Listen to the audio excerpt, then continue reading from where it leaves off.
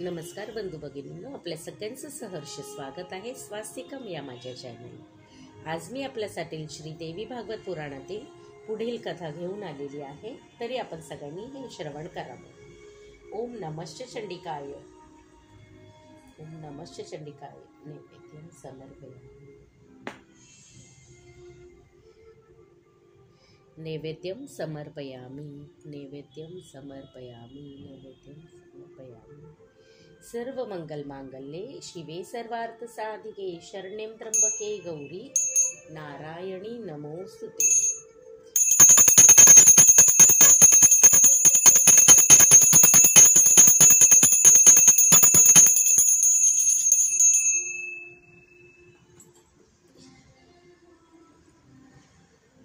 चला तर मग आजच्या कथेस सुरुवात करूया। श्री गणेशाय नमः, श्री सरस्वतीभ्यो नमः। शौचा शौच विचार। श्री नारायण म्हणाले, एखाद्या आचारहीन व्यक्तीने जरी वेदांचे षडांगांचे अध्ययन केले असले तरीही त्याला पवित्र मानत नाही। पंख तुटलेल्या पक्ष्याला त्याचे घरटे दुरावते, तद्वत आचारहीनचा ज्ञानीजन त्याग करीतात। ज्ञानी पुरुषाने ब्रह्ममुहूर्ताला उठून आचाराने पालन करायला हवे।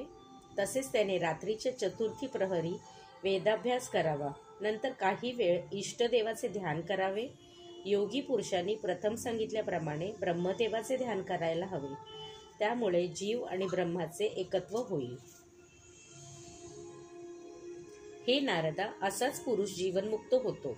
रात्रीचा अंत होताच 55 घटिकांचा उषकाल, 57 घटिकांना अरुणोदय काल, 58 घटिकांना प्रातकाल आणि त्यानंतर सूर्योदय काल सांगितला गेला आहे।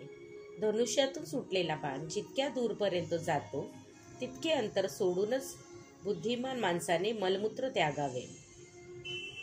जेव्हा वेगाने चाललेल्यामुळे श्वास लागला असेल तेव्हा मलमूत्र आणि थुकी रोखून धरावी। नांगरलेली जमीन, पाणी, चितेचे ठिकाण, पर्वत, जीर्ण देऊळ, सर्पाचे वारूळ आणि हिरव्या गवताचा मलमूत्राचा त्याग करू नये। अनेक प्राणी असलेला खड्ड्यात, मार्गात दोन्ही संध्येच्या वेळी, जप किंवा भोजनाच्या वेळी, तसेच दात घासताना, चूळ भरतानाही मलमूत्राचा त्याग करू नये।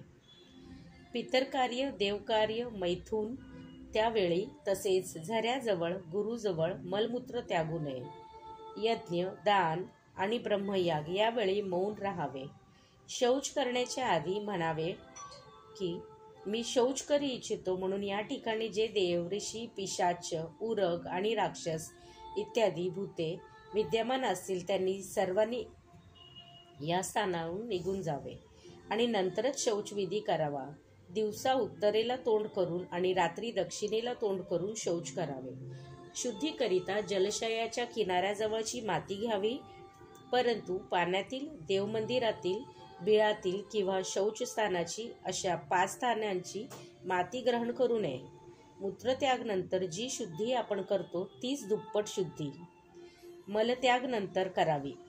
मैथुनानंतर तिप्पट शुद्धी करणे आवश्यक आहे। पायांची शुद्धी 4 वेळा करावी।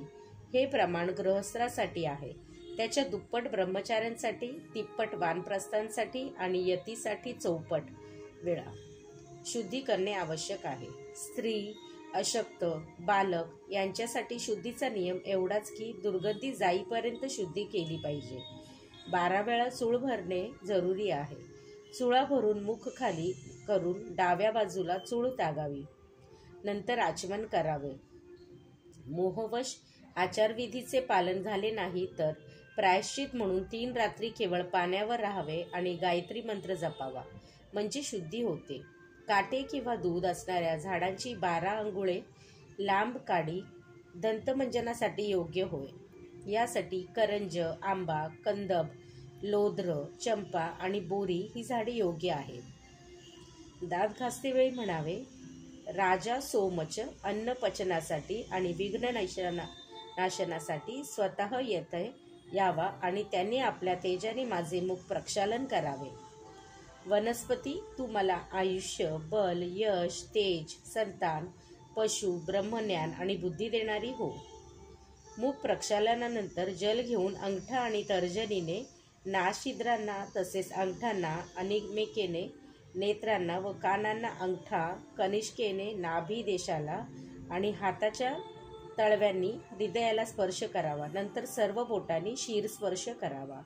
श्रीदेवी पर्णमस्तु. शुभं भवतु, शुभं भवतु, शुभं भवतु. ओम नमश्च चंडिकाय. ओम नमश्च चंडिकाय.